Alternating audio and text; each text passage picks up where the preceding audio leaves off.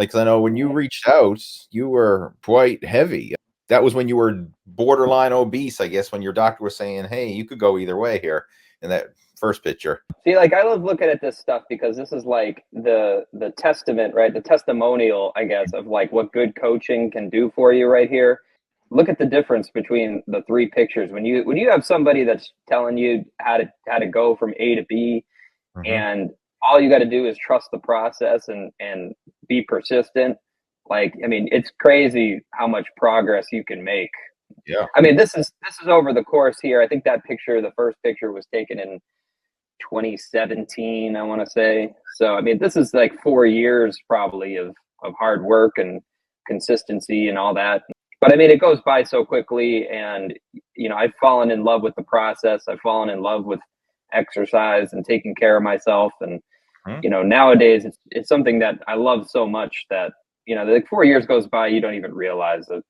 When you look at it like that, I mean, it's really remarkable to see the changes, but it isn't an overnight success. I mean, it is still a process, but the thing is you trusted the process, and the results just speak for themselves. But I wanted to put that visual there because it's exciting to see. When you came on board, this was right when I was in my comeback phase, because as I mentioned, like I started off, like from age 12, I was working out with my father. I was involved with martial arts. I started competing in bodybuilding at 17, right up from 17 until my early 30s. I was competing in bodybuilding. It was from 95 until 2011. That was the time frame. Then I took a hiatus from bodybuilding. So I was starting to get burnt out from the extremes, ups and downs of contest dieting. And at that stage, I knew I didn't have what it took to be a pro bodybuilder. Like in my early days, I had that vision and that dream. Oh, I'm going to be on the Olympia stage. I'm going to win Mr. Olympia, and I'm going to do it naturally. Gosh darn it. Right? Like, so this was before the internet. So like we were very naive back then. When I read the magazines and I see, the big picture of, whoever it was, the top pro bodybuilder, and he's advertising, Joe Weider's protein powder and saying, I did it all naturally just with the help of Joe Weider's super duper muscle shake. And I said, well, that's what I'm going to do, right? I'm going to get me a container of Joe Weider's super duper muscle shake, and I'm going to do it all naturally, just like this guy. And let's just say there's a bit of smoke and mirrors behind the bodybuilding industry, right? Yep. So after several years of real world competition, and then I realized, okay, I don't think I'm going to make it here as a pro bodybuilder. I mean, heck, it took me 10 years of competition to even win the local level.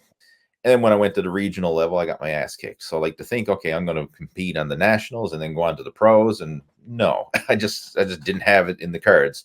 I tried everything I could, within reason. I mean, I wasn't going to put my health and life at risk to try and become a pro bodybuilder, but I did what I could within reason. And I just said, no, it's not going to happen for me. So I kind of started to lose the drive for bodybuilding after that. And I took a hiatus from it.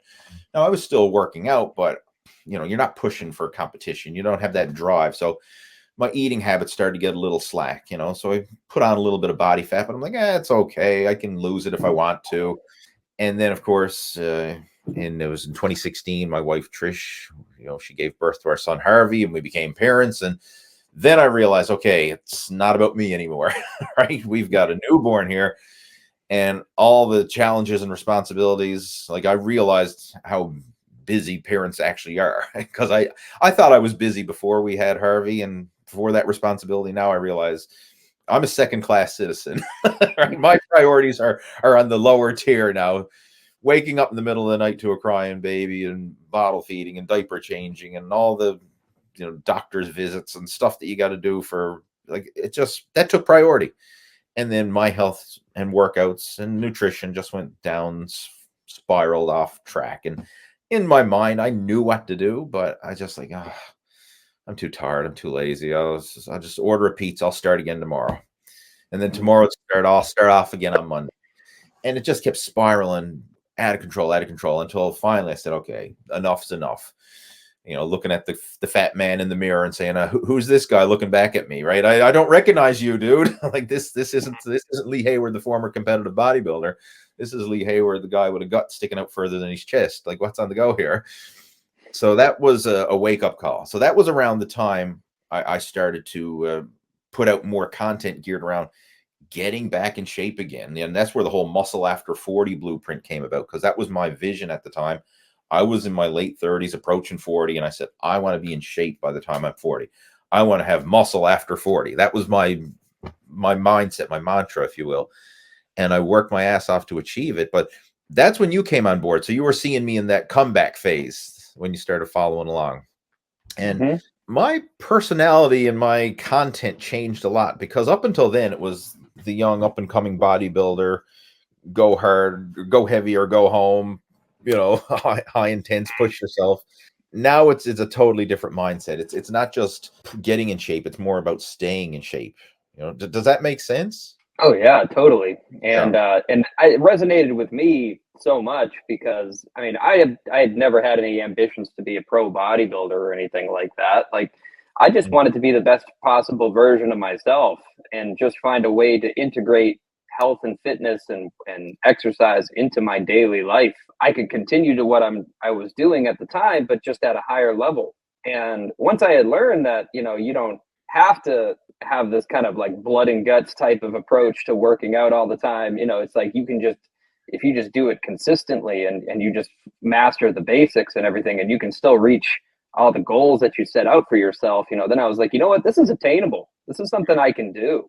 And then once I started believing in myself that it was possible for me and started identifying with being somebody who is in shape, then all of a sudden it just became this total natural transformation for me.